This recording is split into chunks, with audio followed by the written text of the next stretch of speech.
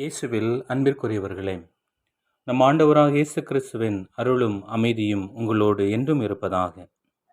பாஸ்கா காலம் 4வது வாரத்தின் சனிக்கிழமையிலே பிரதிபலித்தலும் பின்பற்றலும் என்ற ஒரு மைய சிந்தனையிலே இன்றைய வாசகங்களை நம்முடைய வாழ்வோடு இணைந்து சிந்திக்க நாம் அழைக்கப்படுகின்றோம்.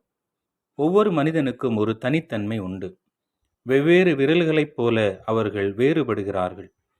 இரட்டை குழந்தைகள் கூட ஒரே மாதிரி சிந்திப்பதில்லை. யாரையாவது ஆசானாக கொண்டு வாழ்வை அமைத்து கொள்வதற்கு நமக்கு கற்றுத்தரப்படுகிறது.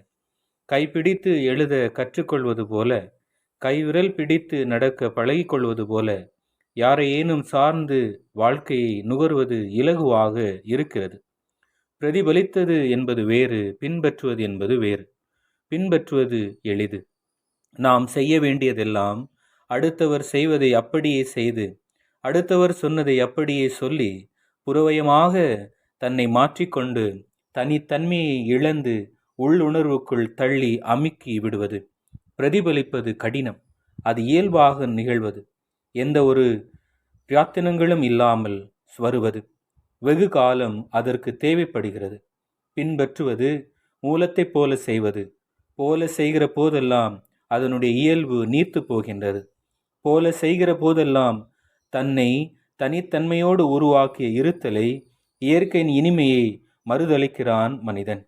போல செய்கிற போது எதிர்பாராத சூழலில் தடுமாற்றம் ஏற்படுகிறது. போல செய்வது அருவருப்பானது, ஆபத்தானது. சுயத்தை தொலைக்கிறவன் மிக சிறந்த போல செய்பவனாக மாறுகிறான். பிரதிபலிப்பது அற்புதமானது.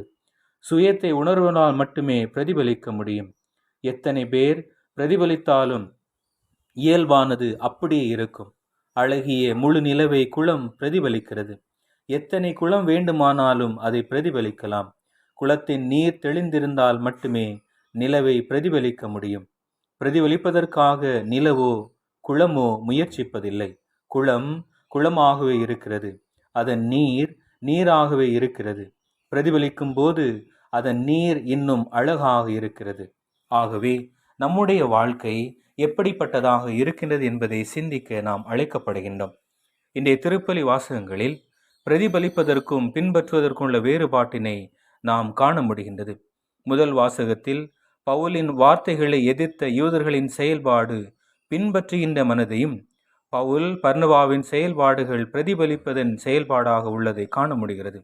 நற்செய்தியில் இயேசுவும் தன்னை தந்தையாம் இறைவனை பிரதிபலிப்பவராக, தந்தையோடு நெருங்கிய உறவு கொண்டவராக எடுத்துரைப்பது.